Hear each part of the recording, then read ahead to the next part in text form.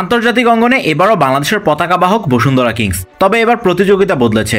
নতুন আঙ্গিকে আয়োজিত হওয়া এএফসি চ্যালেঞ্জ লিগে খেলবে বাংলাদেশ চ্যাম্পিয়নরা। ইতিমধ্যে অনুষ্ঠিত হয়েছে এএফসি চ্যালেঞ্জ লিগের ড্র, যেখানে এ গ্রুপে পড়েছে বসুন্ধরা কিংস। তাদের গ্রুপ সঙ্গী ভারতের ইস্ট বেঙ্গল, লেবাননের নেজমে এবং ভুটানের পারো এফসি। সিঙ্গেল লেগ পদ্ধতিতে এই গ্রুপের ম্যাচগুলো অনুষ্ঠিত হবে ভুটানে।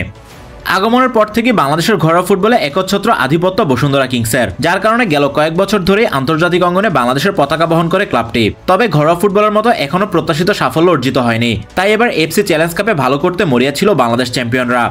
এদিকে এবারের মৌসুম থেকে এএফসিতে কোনো বিদেশি কোটা নেই, তাই সবার প্রত্যাশা ছিল ভালো মানের বিদেশিদের কিংসের স্কোয়াডে দেখা যাবে। কিন্তু দেশের সামগ্রিক পরিস্থিতিতে সে প্রত্যাশা পূরণ হয়নি। নতুন মৌসুমে মাত্র 2 নতুন বিদেশি জারাদ খাসা ও ইসাইয়া এজেকে দলে ভিড়িয়েছে তারা। আবারও কিংসে ফিরেছেন জোনাথন ফার্নান্দেজ এবং পুরনো রবসন রবিনহো ও মিগুয়েল দামাসেনাকে নিয়ে এবারের মৌসুমে খেলার কথা ছিল তাদের। কিন্তু মৌসুম শুরুর আগ মুহূর্তে এসে শঙ্কা তৈরি হয়েছে। শোনা যাচ্ছে বসুন্ধরা কিংসে আর ফিরবেন না রবসন রবিনহো। বাংলাদেশ প্রিমিয়ার লিগে বসুন্ধরা কিংসের হয়ে 76 ম্যাচে 55টি গোল এবং 44টি অ্যাসিস্ট করেছেন রবসন। এছাড়া এএফসি কাপেও 11 ম্যাচে সমান 4টি করে গোল এবং অ্যাসিস্ট রয়েছে তার। আগমনের পর থেকেই কিংসের নিউক্লিয়াস হিসেবে নিজেকে প্রতিষ্ঠিত করেছেন রবসন। কিন্তু বেশ কয়েক মৌসুম ধরে রবসনের ভারতীয় ক্লাবে যোগ দেওয়ার জোর গুঞ্জন শোনা যায়। তবে এবার শোনা যাচ্ছে ভারতীয় ক্লাব ইস্ট বেঙ্গল কিংসের সাবেক কোচ অস্কার ব্রুজন ও রবসন রবিনহোকে দলে ফেরাতে আগ্রহী। আর চ্যালেঞ্জ লিগের আগেই তারা এই দুজনকে দলে চায়। নতুন কোচ ভ্যালেরিও তিতার অধীনে বসুন্ধরা কিংসের অনুশীলন শুরু হলেও রবসন এখনো যোগ দেননি, আর এজন্যই এই গুঞ্জন আরো বেশি জোরালো হয়েছে। তবে কিংসের সভাপতি ইমরুল হাসান জানিয়েছেন তাদের সঙ্গে রবসনের নভেম্বর পর্যন্ত চুক্তি রয়েছে। শীঘ্রই তার বিষয়ে ইতিবাচক আপডেট দেওয়ার আশ্বাস দিয়েছেন তিনি। 3 ব্রাজিলিয়ানের মধ্যে ফার্নান্দেজ এসে মিগুয়েল হয়তো চলে আসবে 2-3 দিনের মধ্যে। রবসনেরটা কিছু দেরি হচ্ছে, তবে আশা করছি যে আমরা হয়তো বা 2 দিনের মধ্যে তার ব্যাপারে একটা পজিটিভ কিছু শোনাতে পারবো আপনাদেরকে। এদিকে রবসনকে ঘিরে অনিশ্চয়তা তৈরি হলো আরেক ব্রাজিলিয়ান মিগুয়েল দামাসেনা শীঘ্রই দলের সঙ্গে যোগ দেবেন বলে জানা গিয়েছে। ফিনল্যান্ডে সামরিক প্রশিক্ষণে থাকা তারিক কাজিকো চ্যালেঞ্জ লিগের আগেই পাওয়া যাবে বলে জানা গেছে।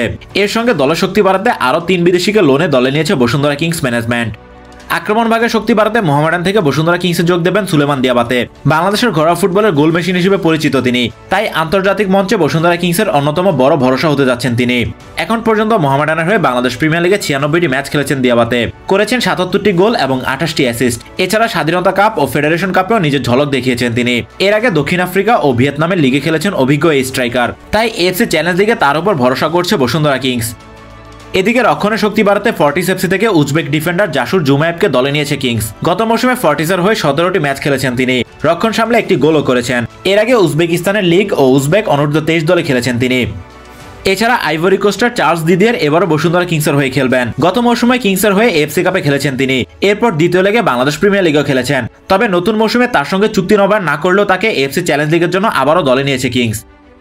আগামী 26 অক্টোবর লেবাননের ক্লাব নেজমে এসির বিপক্ষে এফসি চ্যালেঞ্জ লিগের প্রথম ম্যাচ খেলবে বসুন্ধরা কিংস। এরপর দ্বিতীয় ম্যাচে 29 অক্টোবর কিংসের প্রতিপক্ষ ভারতীয় ক্লাব ইস্ট বেঙ্গল। আর শেষ ম্যাচে 1 নভেম্বর ভুটানের ক্লাব পারো এফসির বিপক্ষে মাঠে নামবে বাংলাদেশ চ্যাম্পিয়নরা। গ্রুপ চ্যাম্পিয়ন কিংবা সেরা রানার্স আপ হতে পারলে মিলবে কোয়ার্টার ফাইনালে খেলার সুযোগ।